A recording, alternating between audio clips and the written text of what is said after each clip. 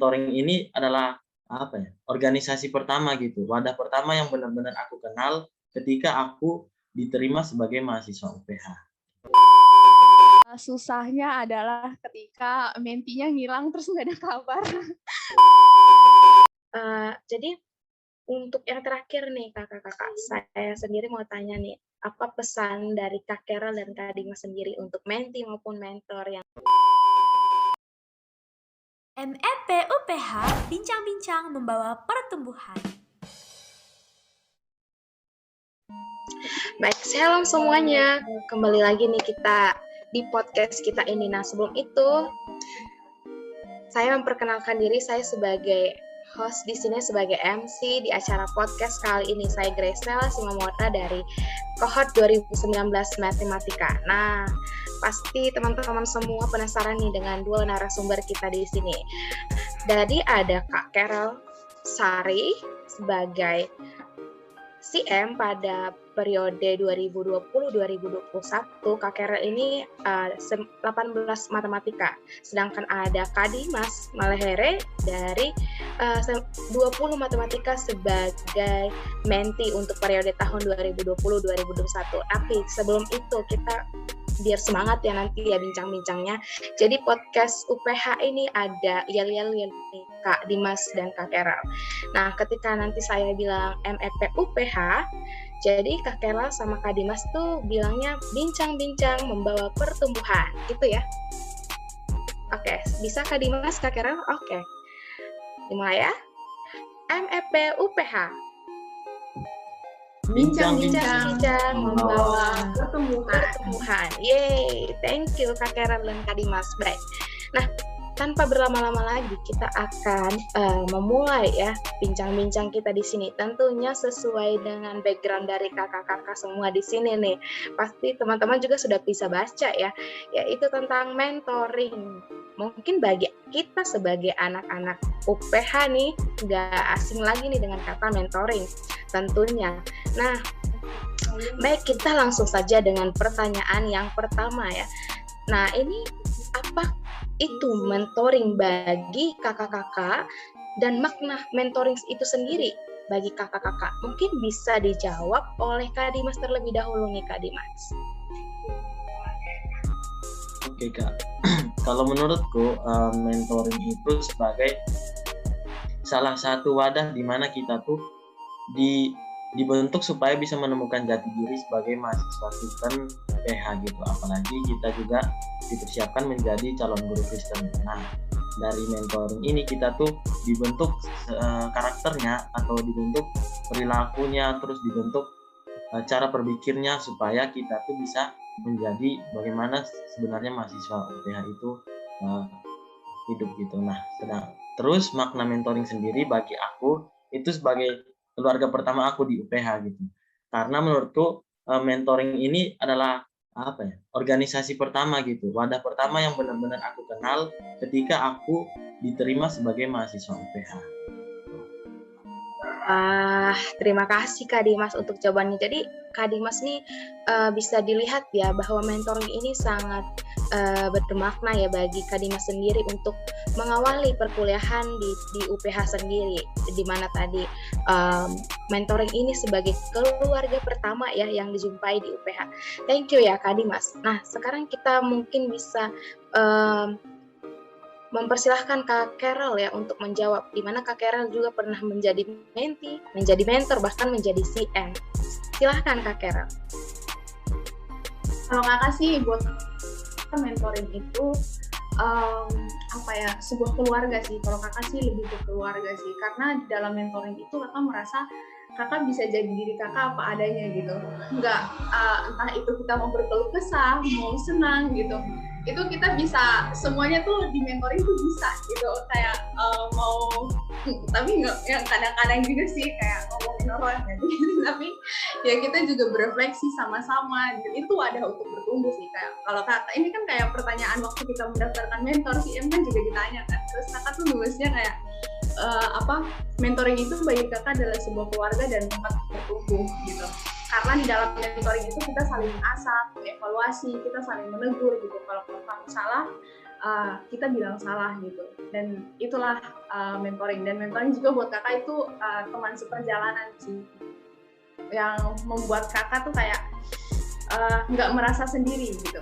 Apalagi kan karena kan ada teman-teman menti yang juga merasakan hal yang sama kan. Ketika kakak ngerasa, aduh ini susah banget nih, oh kan nggak sendiri. Waktu teman menti kakak juga nanti cerita, oh iya aku juga ngerasain itu kok gitu. Kayak gitu. Kalau kayak dari kakak sih kayak gitu. Baik, terima kasih Kak Terela. Jadi banyak ya kejadian-kejadian yang dialami di mentoring. Bahkan tadi ada yang untuk saling berefleksi, pasti banyak tantangan juga nih ya Kak terjadi di dalam mentoring. Apalagi nih ya kita ada seperti apa ya, kalau Kak Dimas itu kan mengalami mentoring yang online, sementara Kak Carol mungkin pernah sempat mengalami mentoring onsite ya. Pasti ada perbedaan, tapi tidak berarti makna mentoring itu menjadi hilang ya. Dari tadi yang kita dengar itu makna mentoring bagi Kak Dimas sama Kak Carol sendiri itu esensinya tetap sama gitu ya, puji Tuhan. Jadi mentoring baik dilakukan secara online maupun onsite tetapi tetap bermakna bagi menti, mentor maupun CM begitu. Baik, terima kasih untuk Kak Dimas dan Kak Carol. Nah, kita langsung ya lanjut ke pertanyaan yang kedua, yaitu bagaimana mentoring mampu menolong kakak-kakak dalam kehidupan perkuliahan dan kehidupan sebagai mahasiswa. Nah, mungkin sekarang kita mulai dari Kak Carol sendiri. Silahkan Kak. Untuk itulah mentoring ada. Jadi paling pertama itu dalam hal adaptasi, mentoring ada untuk membantu mahasiswa yang baru ini, maba-maba itu untuk bisa beradaptasi dengan lingkungan UPH, dengan segala aturan-aturan yang ada. Dan mentoring itu juga membantu, sekarang kan mentoring sudah prodi base ya, kalau sekarang dari tahun lalu itu mentoring udah prodi base, dan itu sangat membantu sekali di bidang akademik. Jadi karena mentor dan menti itu satu jurusan, jadi kita bisa sharing pergumulan yang sama gitu. Kayak waktu menti ngerasain kesulitan di konten ini, oh mentornya tahu gitu, karena mentornya pernah melalui konten itu, dan mentornya juga bisa bantu, oh gini deh, bisa memberikan saran gitu di bagian akademik gitu. Terus di hal-hal lain juga mentor itu sangat membantu ya. Jadi, kayak misalnya semua itu pasti sangat diperhatikan. Kalau misalkan ada masalah dengan menti, pasti yang ditanyakan duluan adalah mentornya siapa gitu. Jadi mentor itu sangat-sangat membantu menti dalam segala aspek dalam tahun pertama perkuliahannya gitu. Karena kan tujuan mentoring itu sebenarnya kan mengarah kepada 4C, poin 4C yang mau dicapai dalam profil lulusan isi kayak gitu. Thank you. Baik Kak Carol, tapi saya ada pertanyaan lanjutan nih Kak. Nah tadi kan Kak Carol bilang itu membantu di tahun pertama. Nah bagaimana dengan tahun kedua begitu Kak? Apakah tetap menolong, mentoring ini tetap menolong Kakak dalam kehidupan perkuliahan sebagai mahasiswa begitu? Menarik ya. Kalau untuk bagian ini setiap mentoring punya kebijakannya masing-masing. Karena masa secara ofisial mentoring itu berada di bawah organisasi itu adalah 1 tahun. Setelah itu maka itu dibebaskan kepada mentor dan menti, kesepakatannya apakah kalian mau tetap menjalankan mentoring atau tidak. Kalau di mentoring kakak, kami tetap mentoring gitu, kami tetap sharing. Kalau misalkan mereka punya kesulitan, mereka tetap tanya kakak gitu. Cuma memang kami tidak menjalankan kewajiban yang mentoring seminggu sekali lagi gitu. Yang palingan ada tapi tidak sesering itu gitu. Jadi kami tetap menjalankan tugasnya. Wah, thank you ya Kak untuk jawabannya. Berarti bukan hanya di awal nih, tapi kita bisa tetap merasakan ya dampak mentoring itu sendiri di setiap tahap-tahap tahun-tahun berikutnya gitu ya. Meskipun secara ofisial kita sudah tidak menjadi mentor ataupun menti, tetapi tetap ya komunitas ini tetap bertahan gitu. Thank you ya Kak Carol untuk jawabannya. Nah sekarang kita langsung saja nih tanya pendapat Kak Dimas sendiri. Silahkan Kak Dimas. Kalau menurut aku, bagaimana mentoring itu membantu dalam perkuliahan? Mentoring itu karena sebagai satu keluarga, jadi mentoring itu sebagai tempat curhat, sebagai tempat di mana kita tuh saling memotivasi, saling memberi dorongan, lalu tempat juga untuk saling sharing gitu, sharing tentang gimana nih kita kayak punya satu bentuk kepekaan terhadap bersama nih, misalnya kepekaan terhadap sesama menti. Nah di situ kita tuh bisa saling saling membangun satu sama lain gitu, bisa saling mendorong satu sama lain untuk bisa step up dirinya masing-masing gitu. Jadi dalam mentoring itu kita nggak berpikir kalau misalnya aku nih dari mentoring apa sih yang aku dapatkan, tapi kita juga bisa pikir gitu, aku punya impact apa ke orang lain gitu. Nah itu mentoring membantu kita supaya kita tuh bisa berrelasi semakin baik sama teman menti maupun sama mentor kita gitu. Selain itu kalau dalam perkuliahan ya sudah dijelaskan Kak Carol tadi sih dalam akademik, apalagi aku sempat menjalankan mentoring masa-masa online gitu. Nah itu benar-benar membantu gitu di bagian akademik, di mana kami kan betul-betul masuk langsung konten gitu. Di semester 2 tuh ada konten, terus langsung shock gitu kan, soalnya online, terus materinya lumayan susah. Nah di situ benar-benar mentoring hadir supaya kita itu ya nggak sekedar dibuat bertumbuh di bagian karakter, dibuat bertumbuh di bagian soft skill, pengembangan diri gitu, tapi benar-benar bisa bertumbuh di akademik juga. Terus mentoring itu sebagai salah satu kalau menurutku pribadi sebagai salah satu reminder untuk aku pribadi gitu, dimana kadang aku tuh susah untuk aku lupa aku lupa kumpulin LPJ misalnya, atau aku lupa untuk cari tahu lagi tentang SOPU udah mau selesai apa belum. Nah di situ di mentoring itu kita sebagai salah satu alat pengingat lah, kalau misalnya kita itu dalam lingkungan UPH ini ada banyak kegiatan, jadi kita harus menjalankan segala sesuatunya dengan lancar. Baik, terima kasih ya Kak Dimas. Wah, ternyata dari sini kita tahu ya bahwa mentoring itu sangat menolong ya kehidupan mahasiswa, baik itu secara relasi, akademik maupun mungkin non akademik, itu sangat menolong. Nah, dari Kak Dimas sendiri, apakah pernah mengalami merasa gitu kalau mentoring ini tuh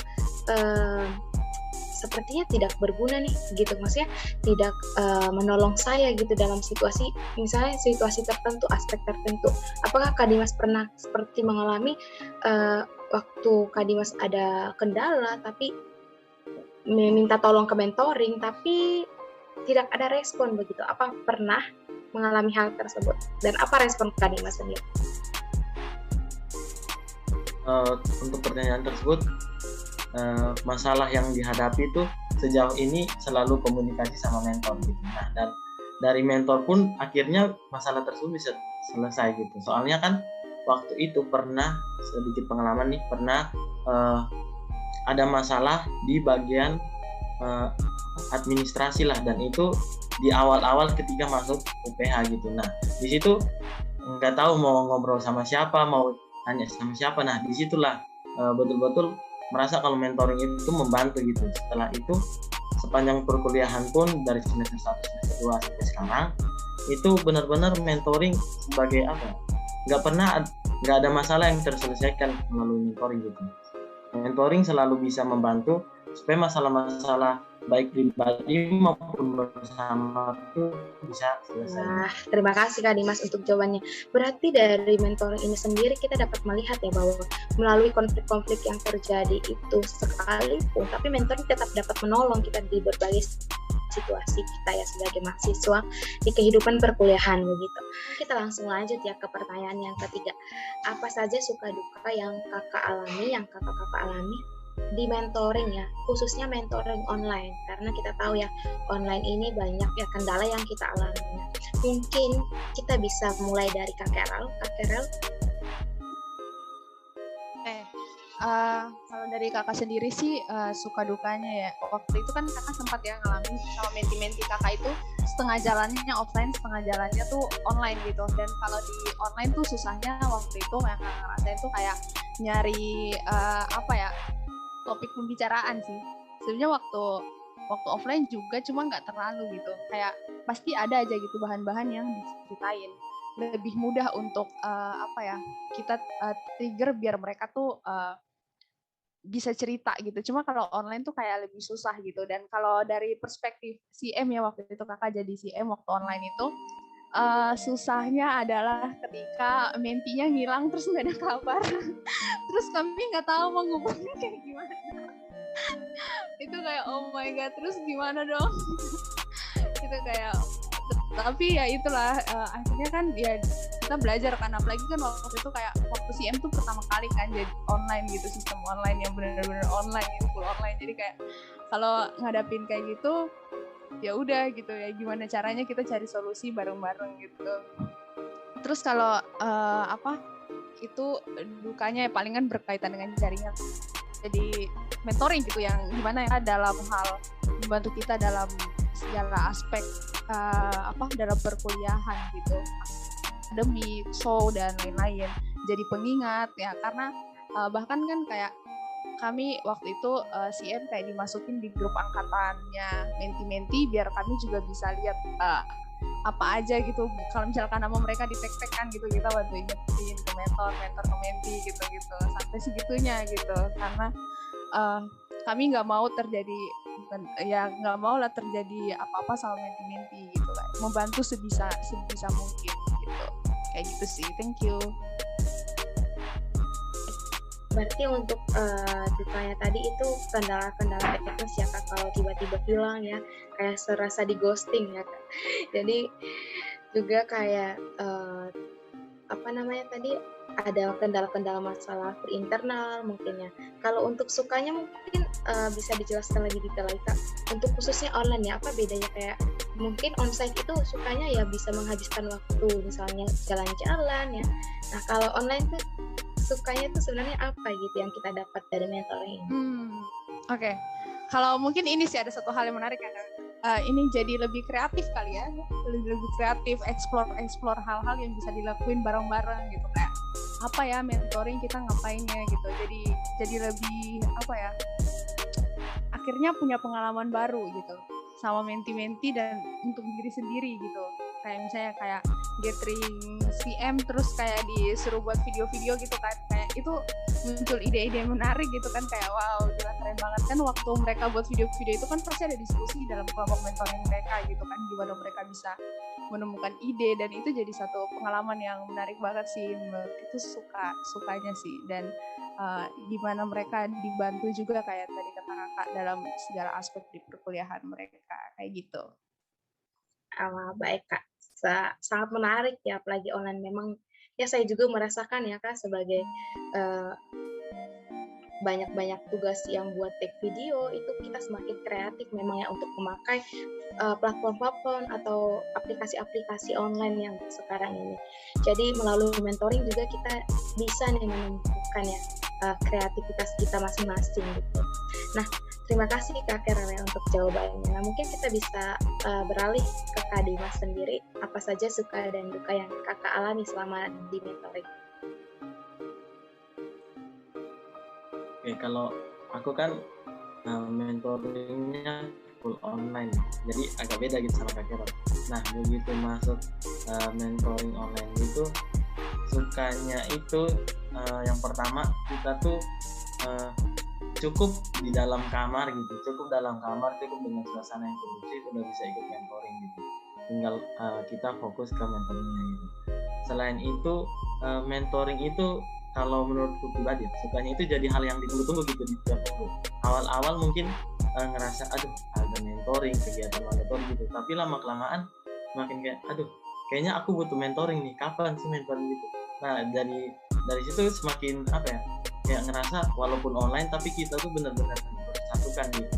Nah terus kalau suka dukanya itu ya pasti kendala teknis, misalnya jaringan. Terus kadang tuh mentoring itu jadi ngebosenin gitu, dimana kita cuman mentoringnya cuman kayak berasa template gitu. Pertama doa, setelah doa sharing, setelah itu udah gitu.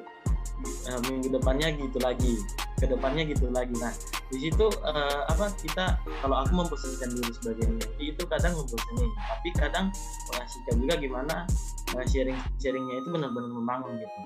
Nah karena tahun ini aku dipercayakan jadi mentor juga gitu, jadi ada suka duka juga sebagai mentor di masa-masa online kayak gini. Nah sukanya itu ya kita ngenalin maba-maba 2021 yang baru gitu, bisa mengenal mahasiswa 2021, terus bisa tahu gitu, oh ternyata mahasiswa 2021 ini kreatif gitu.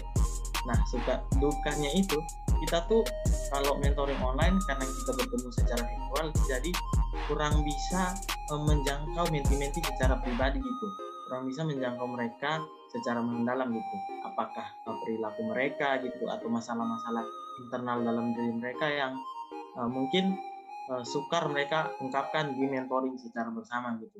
Nah, itu menjadi tantangan juga sih gimana sebagai mentor di masa-masa online ini supaya merangkul setiap menti supaya semakin bertumbuh dalam mentoring gitu. Nah, selain itu jadi tantangan juga gimana sih menciptakan mentor yang kreatif gitu. Soalnya kan kalau misalnya kita lihat perkuliahan ini cukup padat gitu, ditambah dengan beberapa kegiatan mandatory. Terus sebagai mentor kita juga harus menyiapkan mentoring minggu ini topiknya tentang apa, mau membawanya gimana. Nah, itu menjadi satu tantangan juga sih, gimana supaya menti-menti itu tidak tidak membosankan gitu menjalani mentoringnya, terus benar-benar mereka tuh bisa jadi orang yang aktif dalam mentoring. Soalnya kalau online ini yang aku alami awal-awalnya sih, mereka itu kayak ya kak, baik kak, jawabnya cuma gitu-gitu aja gitu, ketika ditunjuk baru menjawab, terus jawabnya seadanya aja gitu, nggak yang benar-benar menunjukkan inisiatif, rasa ingin tahu mereka yang mendalam. Nah, baik Kak Dimas, terima kasih untuk jawabannya. Ternyata untuk sukanya sendiri tadi bisa lebih mengenal mereka ya. Mungkin ada menti-mentinya Kak Dimas juga yang berasal dari daerah yang berbeda ya, mungkin bisa lebih sharing budaya masing-masing. Nah, itu menjadi suatu suka yang dirasakannya. Tapi untuk dukanya sama ya, udah kendala teknis dan juga respon dari setiap menti ataupun mentor ya. Jadi diperlukan memang respon hati yang baik ya untuk menjalani mentoring ini. Nah, jadi untuk yang terakhir nih kakak-kakak, saya sendiri mau tanya nih, apa pesan dari Kak Carol dan Kak Dimas sendiri untuk menti maupun mentor yang mungkin yang lagi nonton nih, ada nih yang kayak niat nih mau jadi mentor tapi ragu gitu, atau yang sedang dalam posisi menjadi menti tapi dia merasa mentoring ini tidak berguna mungkin. Nah, mungkin bisa dikasih tips atau semangat nih Kak untuk menti-menti dan mentor-mentor yang lagi nonton nih sekarang. Mulai dari Kak Carol mungkin Kak. Kalau dari kakak sih untuk mentor untuk menti ya, yang pertama yang kakak selalu bilang ke menti-menti kakak, dan waktu itu yang jadi mentor-mentor kakak waktu kakak jadi CM, kakak tuh selalu bilang kalau misalkan yang jadi mentor atau CM tuh bukan orang yang sempurna, mereka juga manusia berdosa gitu. Mereka juga manusia berdosa yang masih bisa berbuat salah. Jadi kalau misalkan mentor kalian buat salah, maka ya kasih tahu gitu, karena kotoran di belakang kita nggak bisa ngeliat gitu kan, orang lain yang pasti bakal ngeliat dan kasih tahu kita. Gitu pun kalau misalkan mentor buat salah, sempurna jadi mentor masih bisa berbuat salah, itu gitu, bercerminlah pada cermin yang benar gitu. Itu kata-kata ya mentor kakak juga omongin ke kakak waktu kakak jadi menti, dan itu juga yang kakak pegang waktu kakak jadi mentor dan CM, itu juga yang kakak bicarakan ke menti-menti kakak gitu. Dan untuk yang mentor-mentor, berat jadi mentor, emang berat gitu. Itu adalah suatu komitmen yang ya kalian merasakan langsung lah gitu. Cuma kakak ingat banget pesan dari mentor kakak ketika kakak ada di titik terendah gitu, kayak mau menyerah aja sama mentoring, tapi mentor kakak bilang kayak gini. Mentor kakak bilang kalau misalkan mentoring itu adalah pelayanan kamu, gimana kamu tuh bisa merendahkan diri serendah-rendahnya untuk kamu bisa menggapai menti-menti kamu gitu. Jadi kamu korbankanlah segala keegoisan dan segala-galanya untuk kamu bisa menggapai menti-mentimu secara personal, dan itu pasti susah, lebih susah tantangannya di online ini gitu. Tapi ya itu adalah sebuah perjalanan. Tapi jangan yang denger podcast ini jangan jadi takut buat mau jadi mentor ya. Mentor tidak seseram itu. Di balik itu ada banyak suka yang akan kalian alami. Kalian akan melihat pertumbuhan setiap menti-menti kalian. Kalian akan melihat, wow, gimana Allah tuh benar-benar bekerja dalam diri setiap pribadi.